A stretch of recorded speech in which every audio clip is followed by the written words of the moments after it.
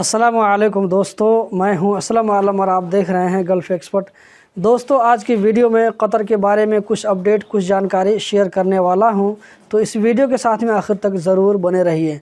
सबसे पहले मैं आप लोगों का शुक्रिया अदा करना चाहता हूं कि आप लोग इस चैनल को इतना सपोर्ट करते हैं, इतना प्यार देते हैं। इसी की वजह से इंशाल्लाह उम्मीद है कि इस महीना के आखिर तक इस चैनल के 1 लाख सब्सक्राइबर कंप्लीट हो जाएंगे। तो आप लोगों से रिक्वेस्ट करता हूं कि आप लोगों में से जिन भाइयों ने अभी तक इस चैनल को सब्सक्राइब नहीं किया है तो सब्सक्राइब कर लें, ताकि हम जल्द ही इस गोल को पूरा कर सकें। तो दोस्तों, हम चलते हैं आज की वीडियो की जानिब। कतर में ट्रैफिक डिपार्टमेंट की तरफ से ड्राइवरों को खबरदार किया गया है कि वो चौराहों और सिग्नल के पास बने हुए पीले बॉक्स यानी येलो कलर के जो बॉक्स बने होते हैं उस पर गाड़ी को खड़ी मत करें, क्योंकि इससे एक्सीडेंट का खतरा हो सकता है और गाड़ी के आने और जाने में इससे दुश्वारी हो सकती है। इसीलिए इन बॉक्स पर गाड़ी को खड़ी करने से मना किया गया है। यहाँ तक कि अगर आपको गाड़ी आगे बढ़ाने का सिग्नल भी मिल जाता है और आप जिस सिमत में जाना चाहते हैं उस सिमत में रश है, फिर भी आपको पीले बॉक्स में गाड़ी खड़ी करने की इजाज़त नहीं है। इस वायलेशन का फ़ाइन 500 रियाल प्लस 3 पॉइंट है।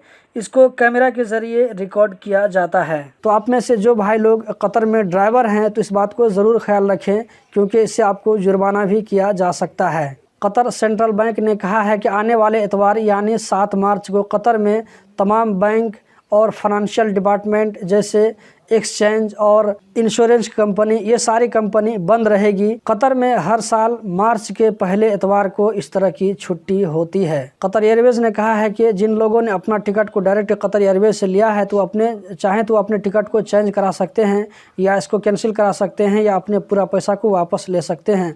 तो आप में से जिन भाइयों ने कतर एयरवेज का टिकट लिया है तो आप लोग ये काम कर सकते हैं। अगर आप में से किसी भाई ने किसी एजेंसी में जाकर के टिकट लिया है तो आप उस एजेंसी से कांटेक्ट करके आप चाहें तो टिकट को कैंसिल करवा सकते हैं या पैसा को वापस ले सकते हैं या डेट में मॉडिफाई कर सकते हैं। मिनिस्ट्री ऑफ हेल्थ कतर की जानिब से कहा गया है कि कोविड-19 की जो वैक्सीन होती है उसका दूसरा डोज लेने के बाद ही आप कतर से बाहर जा सकते हैं, सफ़र कर सकते हैं। इस बात का पूरा इम्कान है, इस बात की पूरी पॉसिबिलिटी है। तो इस सूरत में आपको कतर वापस जाने के बाद में अगर आपको 14 दिन गुजर जाता है तो आपको कतर में क्वारंटीन में नहीं रहना पड़ेगा।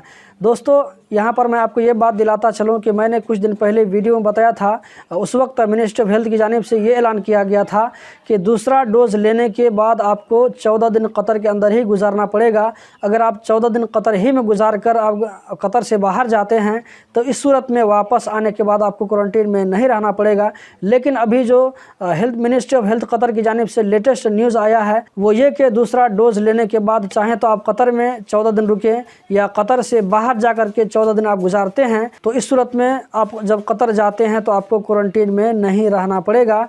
दोस्तों, इस न्यूज़ का लिंक मैं डिस्क्रिप्शन में डाल दिया हूं, आप चाहें तो वहां जाकर के डायरेक्ट इसको पढ़ सकते हैं। तो दोस्तों, यही थी आज की वीडियो। उम्मीद करता हूं ज़रूर पसंद आई होगी। कतर से रिलेटेड इसी तरह की जानकारी, इसी तरह की इन्फॉर्मेटिव वीडियो देखते रहने के लिए चैनल को सब्सक्राइब करें, वीडियो को लाइक करें। बहुत बहुत शुक्रिया।